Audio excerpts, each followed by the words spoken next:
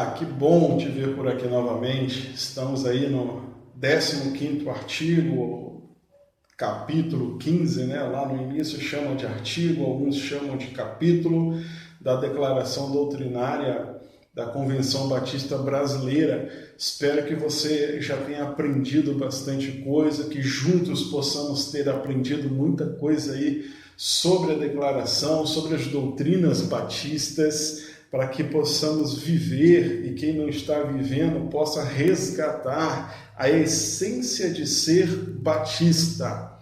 Hoje nós vamos falar sobre liberdade religiosa, um ponto importantíssimo.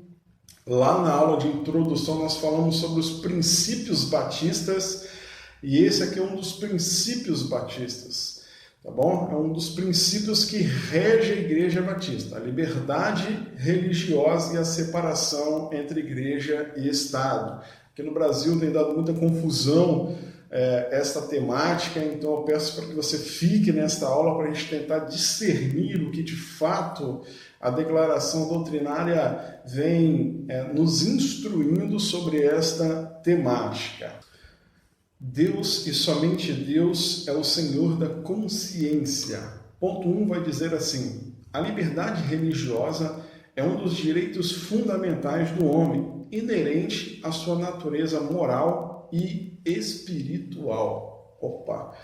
Note que aqui ele não está dizendo que deseja a liberdade religiosa dos batistas, ou que ele está defendendo a liberdade religiosa do cristão. Não, ele está defendendo a liberdade religiosa de todo ser humano a qualquer tipo de crença, a qualquer fé. Ele está entendendo que todas as igrejas batistas devem zelar por isso, devem zelar para que todas as pessoas possam ter a religião, a fé, a crença que desejarem ter. Que ninguém pode coibir a consciência humana, ninguém pode impedir que algum tipo de religião venha a nascer no mundo. Não é que a declaração está concordando com as outras religiões do mundo, ou dizendo que elas são boas. Nem tampouco este é um princípio de ecumenismo.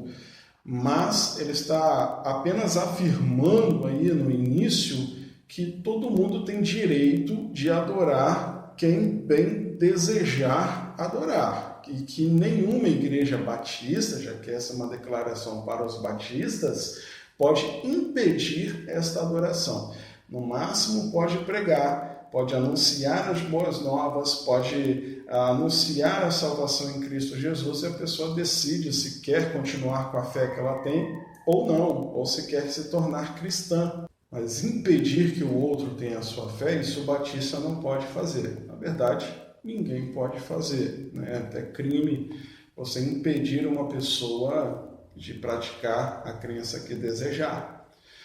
Ponto 2. Por força desta natureza, a liberdade religiosa não deve sofrer ingerência de qualquer poder humano. Aí só está corroborando com o ponto 1, que diz que todo mundo é livre e que ninguém pode interferir nisso, nem mesmo nenhum poder humano. Aí ele está falando sobre as autoridades, sobre o Estado, sobre os presidentes, os governadores, os imperadores, os reis. Eles não devem interferir nas questões religiosas. E é sobre isso que todo esse tema aqui vai tratar, ok? Ponto 3. Cada pessoa tem um direito de cultuar a Deus, segundo os dilemas de sua consciência, livre de coação de qualquer espécie. E aí está colaborando mais uma vez com esse pensamento. Quero adorar a Deus, mas eu quero adorar a Deus pensando dessa forma, pensando daquela outra forma. Essa pluralidade de pensamentos também deve ser respeitadas dentro do cristianismo. Existem muitas igrejas cristãs que pensam diferentes uma das outras e a postura da Igreja Batista é um respeito para com essas igrejas. Quer pensar diferente, pensa diferente. A nossa tarefa é pregar, a nossa tarefa é anunciar, mas se a pessoa quer continuar pensando diferente, que ela pensa, é um direito dela e esse direito dela tem que ser resguardado. o que não nos impede de pregar, evidentemente. Vamos falar, vamos anunciar o que é correto. Se ela aceitar, aceitou. Se ela não aceitar, não tem como a igreja obrigar. Ponto 4. A igreja e o Estado devem estar separados por serem diferentes em sua natureza, objetivo e funções. Esse ponto é importantíssimo, porque ele entende que a Igreja Batista não deve estar ligada com o Estado. Lá na aula de introdução, nós falamos sobre as igrejas que existiam antes da Igreja Batista, antes do ano de 1600, que era a Igreja Católica, a Igreja Anglicana, a Igreja Calvinista e a Igreja Luterana. Todas essas igrejas elas tinham algum tipo de ligação com o Estado. A Igreja Católica tinha ligação com a maioria dos reis e imperadores da Europa. A Igreja Anglicana foi fundada por Henrique VIII, que era um rei da Inglaterra. Ele se tornou também líder supremo da Igreja Anglicana, e isso existe até hoje, né? Lá na Inglaterra, a Rainha Elizabeth, ela, além de ser líder de todo o país, a rainha do país, ela também é líder espiritual da Igreja Anglicana. Ela é a grande, vamos colocar entre aspas aqui, a grande pastora desta igreja, ela que dá a última palavra também nos assuntos da igreja. Então a igreja e o Estado na Inglaterra são muito próximos, né? Até o ano de 1600 ser uma prática. A igreja luterana, que foi protegida pelos príncipes alemães, e a igreja calvinista com João Calvino, que teve toda uma adaptação na Suíça e no governo suíço também. Então, todas as igrejas que existiam antes da Igreja Batista eram igrejas intimamente ligadas com o Estado, ou seja, elas chegavam num lugar com a sua fé, com o seu entendimento, e entendiam que as leis daquele lugar tinham que mudar de acordo com a nova fé que ali estava chegando. Isso aconteceu, por exemplo, na Igreja Anglicana, que misturou tudo ali, fé e governo, tudo a mesma coisa. Os calvinistas, quando chegam na Suíça, também interferem nas leis municipais, nas leis estaduais, nas leis federais que existiam na Suíça, para corroborar com o movimento calvinista. Então, os batistas são os primeiros que chegam e dizem, não, governo é governo, Estado é Estado. Até porque essa era uma prática não cristã. Esta era e é uma prática do islamismo. Temos aulas sobre islamismo, que a fé deve conquistar uma nação e que esta nação ela deve ser regida politicamente pelos islâmicos. Então, toda a política de todos os países conquistados pelo islamismo são políticas direcionadas pelos líderes islâmicos, né? Aí é exemplo aí de Teherã, Iraque e tantos outros países, seja no Oriente Médio ou na África. Bom, os batistas entendem que essa não é uma prática de Deus, que não é assim que Jesus fez, não foi assim que os apóstolos fizeram, então não é assim que os discípulos destes devem fazer. Chegamos num país X, né? E aquele país, então, começam a ter pessoas convertidas, não deve ser propósito do cristão ir lá e mudar as leis deste país para beneficiar os cristãos. Não é isso que a declaração de fé vem defendendo. Ela defende que o Estado deve ser o Estado, a igreja deve ser a igreja.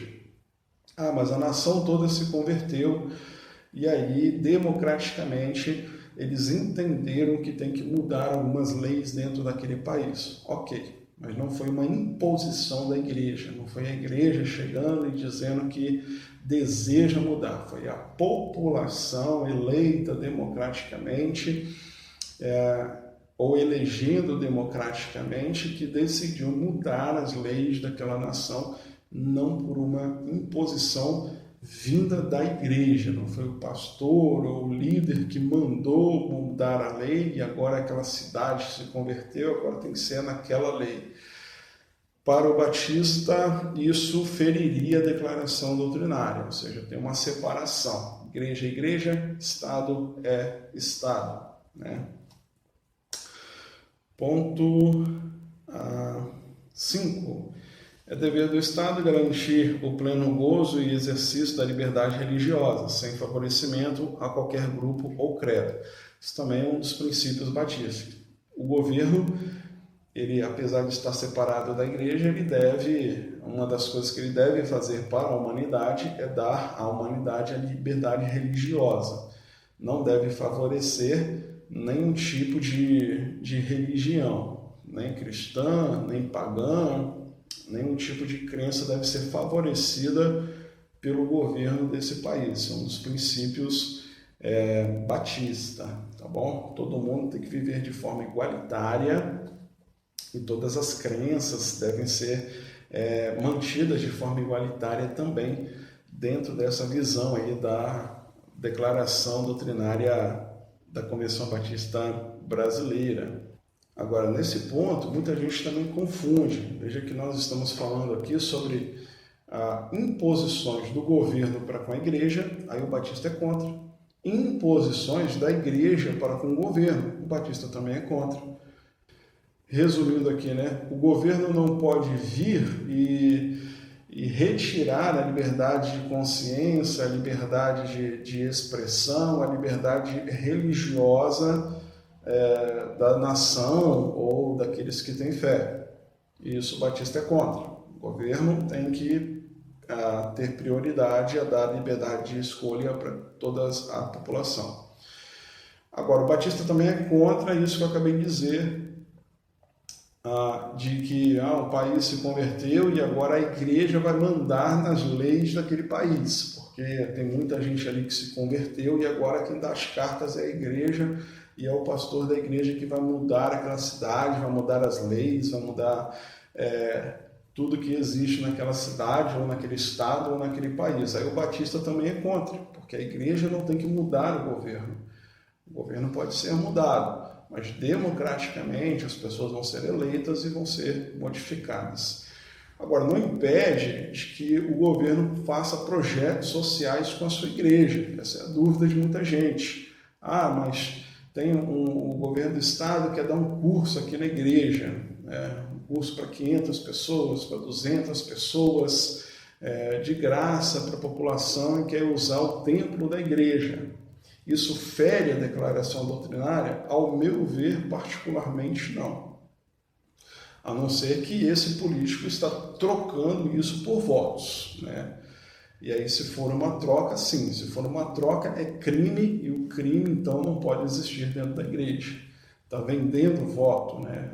Vou colocar lá um curso para que aquelas pessoas votem naquele político X. Isso não pode existir.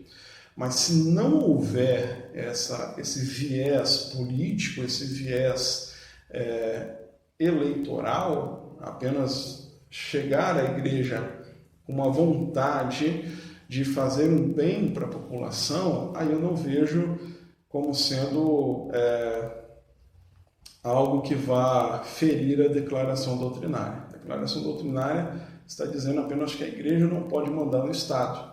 Nem o Estado pode mandar na igreja, ou coibir a igreja de ter a sua fé.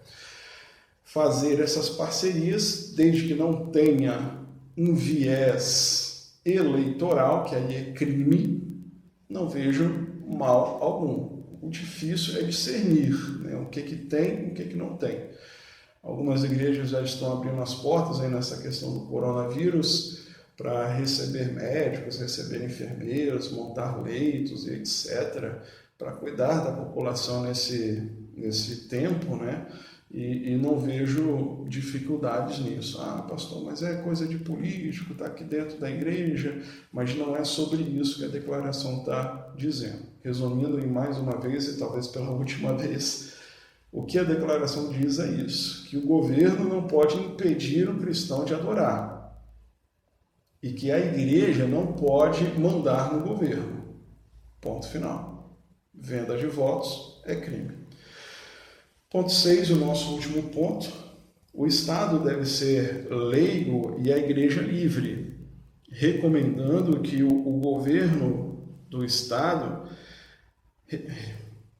reconhecendo que o governo do Estado é de ordenação divina para o bem-estar dos cristãos e a ordem justa da sociedade. É dever dos crentes orar pelas autoridades, bem como respeitar e obedecer às leis e honrar os poderes constituídos, exceto naquilo que se oponha à vontade e à lei de Deus. Este é um outro ponto bem complicado, porque pode ser que a pessoa que foi eleita não é a pessoa que você gostaria, não é o candidato que você gostaria que ocupasse aquela cadeira, seja de prefeito, governador, presidente, deputados, senadores, vereadores. E o que a declaração está recomendando, assim como a Bíblia Sagrada está recomendando, é que você ore pela vida dessa pessoa.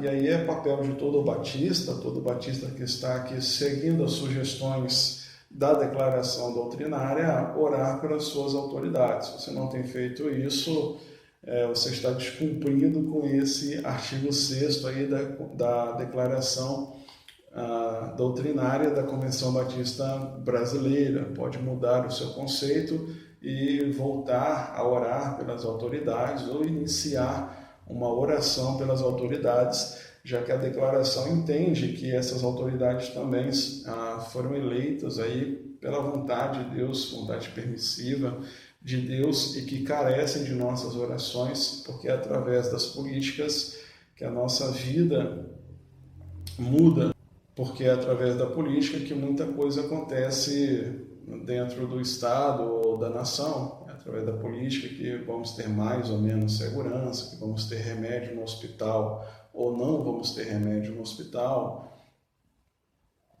e etc. Então é fundamental que todo cristão, que todo bom batista, ore por suas autoridades. Vou mostrar aqui um texto da Palavra de Deus, que está em Timóteo, e vamos pensar também no que o apóstolo Paulo falou sobre isso. Antes de tudo, recomendo que façam súplicas, orações, intercessões e ações de graças por todos os homens, pelos reis e por todos que exercem autoridade, para que tenham uma vida tranquila e pacífica, com toda a piedade e dignidade. Está em 1 Timóteo, capítulo 2, versículo 1 e versículo 2. Você pode conferir aí na sua Bíblia. Bom, esse texto é uma recomendação do apóstolo Paulo, dada por Deus, evidentemente, ao jovem pastor Timóteo, dizendo que ele deveria orar por suas autoridades, assim como a declaração de fé está desejosa que todo batista o faça, porque também entende ser um princípio bíblico. E o apóstolo Paulo, talvez muito mais do que eu e você, tinham N motivos para não orar por suas autoridades. O apóstolo Paulo foi preso várias vezes injustamente, foi espancado várias vezes, quase morreu uma vez, foi jogado lá junto com o lixo, junto com os corpos. Isso tudo de forma injusta, isso tudo partindo de suas autoridades, dos reis, dos imperadores, do Senado romano, até que de fato chegou a sua morte por condenação dada pelos políticos de sua época. Então ele tinha muitos motivos para não orar pelas autoridades, talvez muitos motivos até para odiar as suas autoridades.